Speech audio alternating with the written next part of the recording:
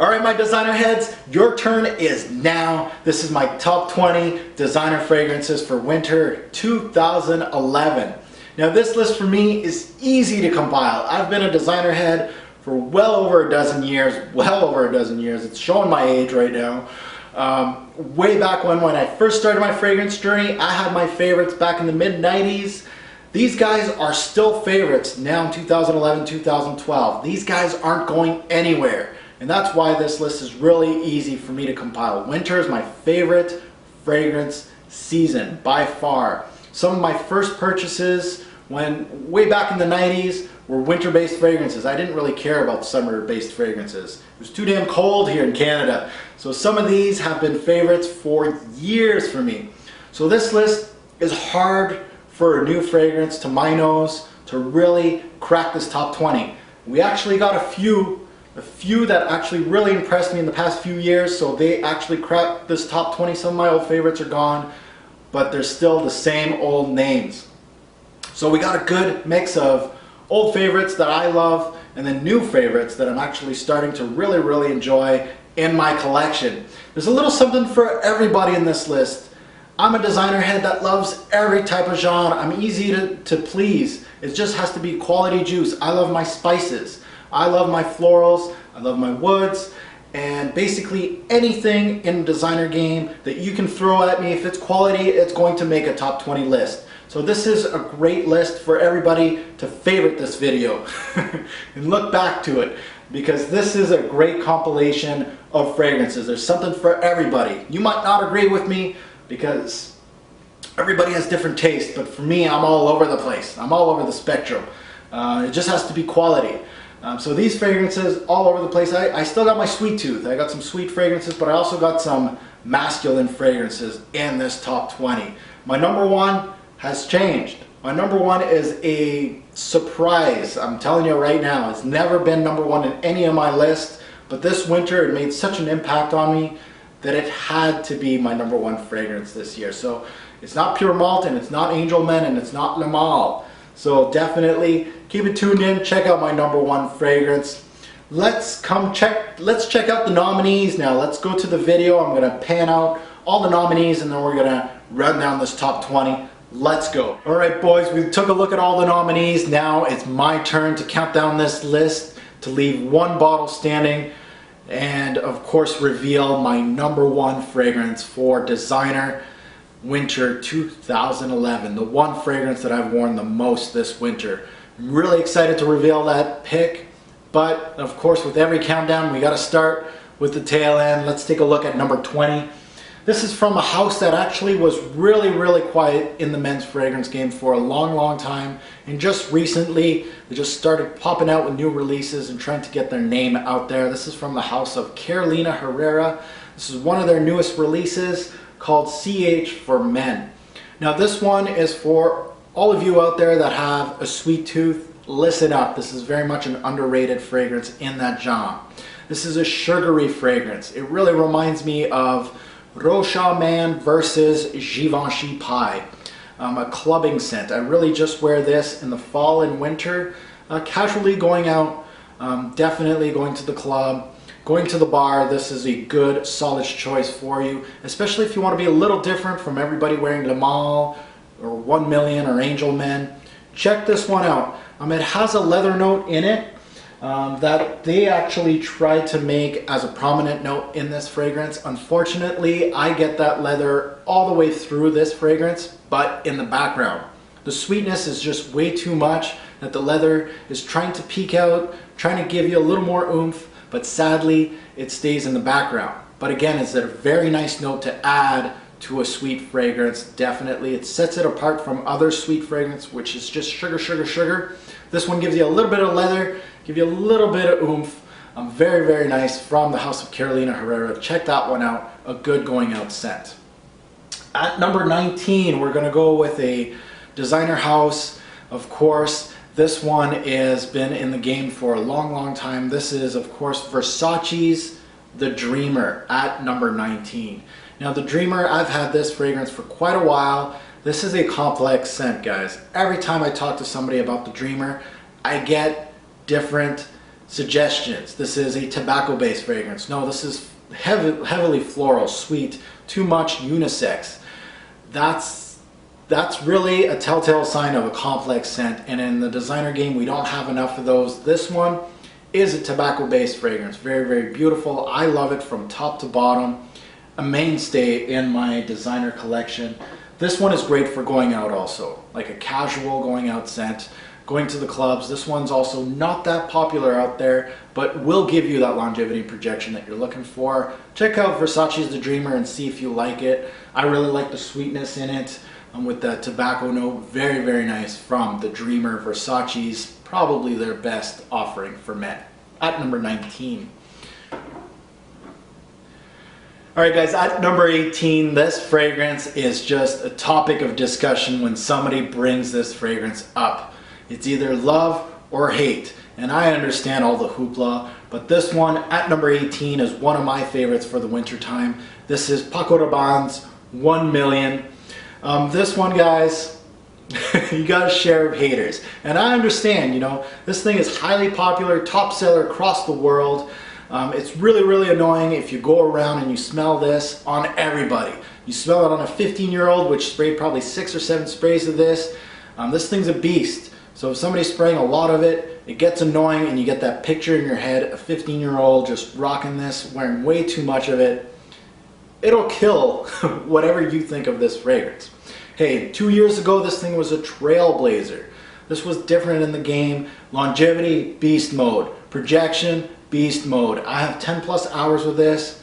Great for clubbing, great for these Canadian winters. For me, I think 1 Million is quality. I don't really care about being overused or a top seller. Hey, Le Male is one of my favorites of all time. I wear stuff for me. Yes, it can get annoying. I hated this fragrance for about 4 months straight. I went to Germany and Holland, and this is, everybody was wearing it. I could not stand the smell of this fragrance, but I know it is a quality fragrance in the designer game. I get my money's worth when I wear 1 Million. And at this point, it is at number 18 for me. I really think this is a great fragrance. Let's take a look at number 17. Number 17 is a fragrance that I think is more of a niche brand. It's really, really different from a designer fragrance house. This is from the house of Hermes, and this is, of course, Terre d'Hermes. This, again, has niche-like quality. It's versatile as hell. I wear this one in the spring. I wear this one in the fall. I wear this one in the winter, as you can see, at number 17. It's a dirty orange. Now this orange note in here really makes it versatile that I can wear it almost in the warm weather. And then we got that earthy feeling to it that really warms things up for the fall and winter. And so versatile, so well blended, niche quality, worth the price. Jean-Claude Elena, master of his craft, at number 17. Probably one of the best fragrances in the Hermes house, especially from the designer side of things. Now let's take a look at number 16. Number 16 is from the house of Thierry Mugler. This one is Angel Men Pure Coffee. This one, yes, was my number 1 for fall. And you're probably asking yourself, Mark, why is it number 16 in the winter? Well, this guy, unfortunately for me, dies on my skin in these Canadian winters. I cannot get any longevity out of this fragrance or projection. I love this though. I love it in the fall way more than I love it in the winter, but I still wear it in the winter from time to time, especially if I'm going to be indoors for a bit. I'm going to wear this one in the winter. A beautiful coffee scent. I don't think there's anything on the market that really resembles pure coffee, and that's why it makes it so unique at number 16. Number 15 is a mainstay in my top 20 for winter. This is Mr. Christmas Tree, but again, I feel like it's a seasonal fragrance, but again, it is much more versatile than that. This is from the house of Burberry, Burberry's London. Now this has almost like a pine tree meets port wine, which meets a little bit of spice. Great seasonal fragrance. I love wearing this around Christmas time, Thanksgiving. This one is a no-brainer for me. It just works very, very well. I wear this quite a bit when I'm wearing wool. If I'm wearing a nice pea coat, I'm gonna wear this for the winter. It really works well with wool. But again, it's not just seasonal. I wear this after Christmas. Very, very nice, very warming fragrance from Burberry. One of their best in the game at number 15. Number 14 is going to be a huge surprise to everybody. Your eyes are probably going to go a little big because I am one of the big advocates of this one. Just ain't as great as advertised. And this is from the house of Guerlain. This is L'Instant de Guerlain Extrême. Okay, before you kill me, of course this smells like cocoa, sandalwood, all wrapped together combo. There's a little pinch of anise in here that gives it a little kick. This is basically the popular note of this year. Cocorico tried to do this type of fragrance also. And then of course Nelson Mato with Pardon are two fragrances that are close to what this does. This is very well blended. I gotta say, like, yeah, I didn't like it at first, and that's why you keep wearing fragrances, and that's why you keep testing, and maybe that's why I don't do reviews until a year later. I tell you guys how I feel. I hated it from the start. Now I like it. Is it worth the hype? Maybe. Right now I'm gonna give this a rating of like a 9 out of 10. It's well constructed, well done. Is it worth the hype? Well, it's at number 14 on a top 20 list. So is it a top 5 fragrance to me? No, but it is, again, quality, and I gotta give props where props is due, and L'Instant de Guerlain makes it. Of course, this is the extreme version at number 14.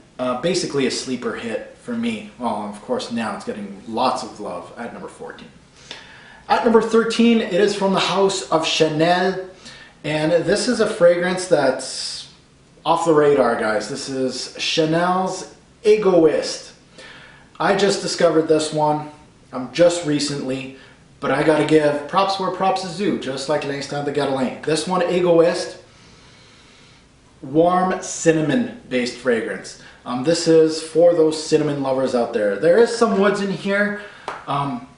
It is a little dated, I'm gonna say. A little dated, but still gorgeous to this day. I would still wear it in 2011, 2012, definitely. Of course, at number 13, this is one of Chanel's best. This is a great fragrance for the winter time. I would highly recommend this for a 30 to 40-year-old. Check that one out. Very, very nice warming scent from Chanel. Let's go to number 12. Number 12 is one of my favorites. It's always in my top 10, top 20 list. This is from the house of Narciso Rodriguez, and this is their best fragrance release for men. And it's just simply called Narciso Rodriguez for him. This is a wet, concrete feeling of a fragrance. There's violet leaf in here. It's a violet blast. Fahrenheit lovers, smell this. Very, very nice. Very different, almost again niche quality, very different, off the wall type of fragrance. People kind of relate to this as to mold or something like that, so definitely smell out before you buy, because it is off the wall, a little different. This is really a mood type fragrance for me. When you're kind of upset or kind of down, or it's a rainy day, wearing this just uplifts me for some reason. Very, very nice. From Narciso Rodriguez, I think the best from the brand. At number 12. All right, number 11, let's go back to Chanel. Chanel's got another one in this one. This one, I don't think has ever made a top 20 list ever. And it really shocked me when I saw it. You know, like I'm putting it in this list, like almost in the smack dab in the middle of the list. I'm like, this never made one of my top 20 lists. This is from Chanel Allure pour Homme, just the original. This is a classic fragrance, and it's well deserved, finally getting some praise in my top 20 list. I don't know where you've been. I guess it's just because it is a Swiss Army knife for me. I wear this when I really don't know what to wear. This thing I can wear during the day, I can wear it at night, I can wear it dressed up, I can wear it to work. If I'm going to school, I'll wear this. Allure is very complex for a designer scent. Chanel does their fragrance as well. This one, very, very nice. It's got a lot of notes in it. Check out my review on this. It's got everything in it. But it's a great workhorse for me, a great Swiss Army knife. at number 11, Chanel Allure. Let's take a look at number 10 to round out this bottom half of this top 20. This is from the house of Tom Ford. This is one of my newest fragrances, but it blew me away. And this is Tom Ford Extreme. Very, very well done fragrance from the house of Tom Ford. This thing, smoky, woody, warming, perfect for winter. There's tobacco in here. It's well blended. It's Tom Ford quality. This makes Tom Ford for men look weak and pitiful. I would highly suggest to sniff this one, Tom Ford Extreme. One of the best from their designer line. Really, really well done, well blended. And it's got a lot of oomph. Longevity, pretty good, 8 to 10 hours. Projection, not so great, but longevity's there. All right, guys, let's take a look at number 9 on the list. Number 9 is from the house of Yves Saint Laurent. This is, again, another mainstay in my top 20 list for fall and winter. This is from the L'Homme line. This is the first flanker of the whole L'Homme line. La Nuit de l'Homme. This was the winner of the flankers. This is the best one of them all. La Nuit de l'Homme starts off with that cardamom hit, settles down very, very much into sweetness. A lot of people will say this is feminine, but La Nuit de l'Homme are a great fragrance for a night out. Even daily during winter days, I think I wear this during the day. Is a great, versatile fragrance for winter. Day and night, I think is a great one. Especially all you Armani Code lovers out there, I always recommend La Nuit de l'Homme as a replacement for Armani Code. Let's take a look at number 8. Number 8 is a newish fragrance to my collection, of course, from the house of D Squared. This is Potion. Again, Potion's getting some love, some hate. Juice Inside's great. What people hate about this fragrance, it's an EDP concentration and it doesn't last. I get you. I get you. It's warm, woody, there's cinnamon, there's some spice in here. This is like a mix between Gucci Pour Homme 1, you know, those heavy woods, that incense, and Chanel Allure Homme. It's like those two together. Now, with this, projection and longevity, projection's not that great, to be honest with you. Longevity's pretty good on my skin. I'm getting like 6 to 8 hours. Not amazing, but again, that's what I really gouge fragrances with. 6 to 8 hours is plenty enough. Anything more is bonus. So Potion, as far as an EDP, is it a fail? No. You just think that an EDP, you gotta get 10 plus hours, it's gotta bounce off your skin. It just doesn't. But it is a solid scent at number 8, and I think you should sniff this one out. Don't trust the haters. This one's a good one. The smell is absolutely fantastic, and it is something different from the designer game. At number 7, talking about different in the designer game, this guy's Mr. Different. This is Mr. Dark. My favorite vetiver-based fragrance, I think of all time, is from Lalique's, and it's Encre Noire. Lalique's Encre Noire, the best vetiver on the market today. Oh, yes. Wet, dry vetiver, dark, so dark. Longevity's great, projection's good, solid overall scent. At number 7, I can't go wrong with that one. Encre Noire, unique in the designer game, and that's what I want from a designer release. Encre Noire, great for winter at number 7. At number 6, oh man, this is an old classic, always going to be in the top 20 for winter. Again, one of those fragrances that I'm going to have for as long as I live. I can wear this when I was a teenager, I wore it, and I'm going to wear this when I'm 60, 70, 80 years old. This is, of course, Christian Dior's Fahrenheit. We all know about this one, Petroleum Violet Leaf Explosion. And you know what? This winter I've been wearing quite a bit of Fahrenheit when I go out and do activities with my wife. We went skiing the other day. You know, going skiing, Fahrenheit, perfect. I went snowmobiling the other day. Great for snowmobiling, perfect for snowmobiling. I went skating also. I went to play hockey. I pour this on, perfect. Fahrenheit is absolutely amazing in these Canadian winters outside. The longevity and projection's beastly. It works just so well in the winter days. Very, very nice. Fahrenheit, one of my favorites of all time. At number 6, All right, let's round up this top 5. Let's start out number 5 with one that's been very high on this list ever since I discovered it. And this is, of course, Thierry Mugler's Angelman Pure Malt. Actually has been in my top 3 in this list for a long time. Now it's slipping down to 5. Not saying it's bad. At number 5, it's great. Berry, whiskey, boozy Angelman. There's nothing like it on the market today. I'm finally starting to see the juice below this top of my star here. I'm starting to get worried. Very nice juice. Very unique, and everybody that has a bottle of this knows how unique this fragrance is. At number 5, I can't say any more. Pure Malt, a great fragrance. All right, number 4 is again from the House of Dior. They're doing very well in this top list. And this one, of course, is getting a lot of hype. I'm using a lot of this juice, actually. This is Dior Intense. Vanilla, cocoa enwrapped iris. It's sweet, well balanced. Some say this is unisex. I really think this is much more masculine than the original Dior. Very good one from Dior. This sets them apart. This is really nice. For me, I can't go wrong. Again, one of my favorites for winter this year. I'm absolutely loving Dior Intense. I actually got to decant a little bit of that and bring it overseas with me. I still need to do a full review on that sucker. All right, top 3. Top 3. We got 2 familiar faces that have been in probably the top 5 ever since I've been a little wee boy. So 2 guys that have been mainstays, favorites for me, all time. Probably going to make my top 10 all-time fragrances of all damn time. At number 3, we got Jean-Paul Gaultier's Le Male. Top seller for Gaultier. Great fragrance.